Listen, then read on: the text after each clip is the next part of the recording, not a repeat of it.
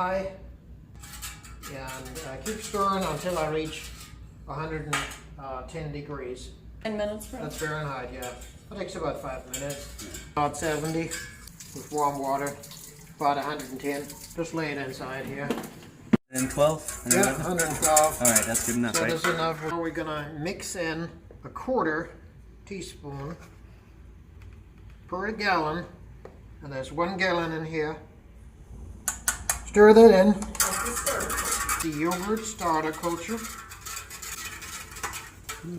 Yeah, it's 110.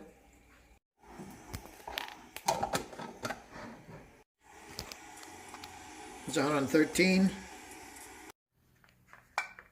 The yogurt starter that I've used wants a temperature of between 106 and 110. This for the 2nd gallon. Turn over 110. 10. The next 5.